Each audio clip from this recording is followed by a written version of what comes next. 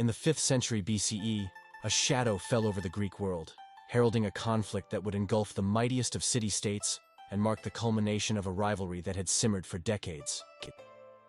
This was the Peloponnesian War, a protracted and brutal engagement between Athens and Sparta, each leading alliances that nearly every Greek state would eventually join. The war, chronicled by the historian Thucydides, was not merely a clash of armies, but a deep ideological battle between democracy and oligarchy, between maritime empire and land-based power. Athens, flourishing under the golden age of Pericles, was the beacon of democracy and cultural sophistication. Her mighty navy dominated the Aegean Sea, and the Delian League, initially formed as a mutual defense alliance against the Persians, had morphed into an Athenian empire.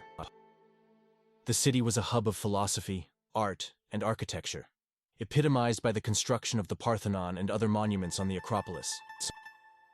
Contrasting starkly with Athenian brilliance was Sparta, a society renowned for its martial discipline and austere lifestyle. Governed by a rigid oligarchy and supported by a class of disenfranchised serfs known as helots, Sparta was the land power of Greece, boasting the most formidable infantry in the ancient world. The Spartans were led not by a single ruler, but by 2 kings and a council of elders, embodying a tradition that prioritized military prowess and communal stability over individuality and innovation. The roots of the conflict trace back to the Persian Wars, after which Athens' rising power and expanding naval empire began to unsettle Sparta and its allies.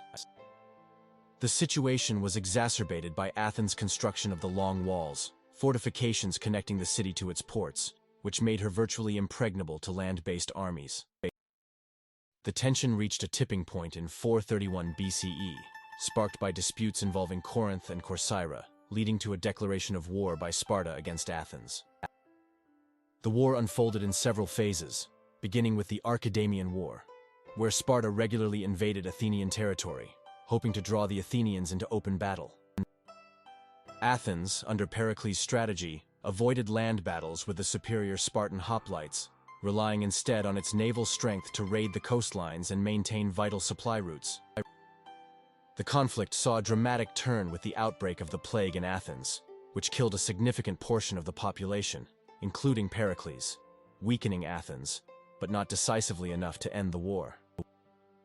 In a bold and desperate strategy, Athens launched the Sicilian expedition to capture Syracuse, aiming to cut off Spartan resources.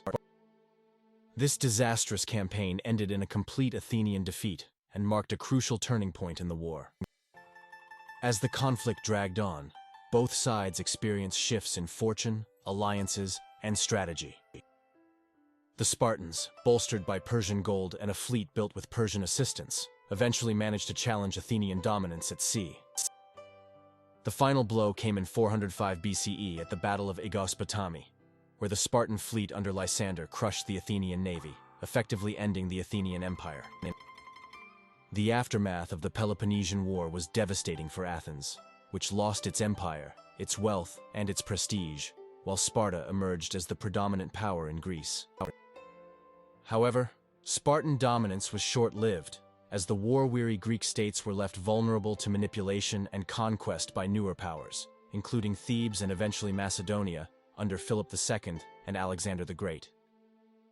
The Peloponnesian War reshaped the ancient Greek world, highlighting the fragility of political alliances and the perils of imperial overreach. It stands as a poignant testament to the complexities of human ambition, the cruelties of war, and the transient nature of power. As Thucydides observed, the real tragedy was not just the immense suffering or the loss of life and treasure, but the erosion of the societal values and the decay of character that such a protracted conflict invariably causes.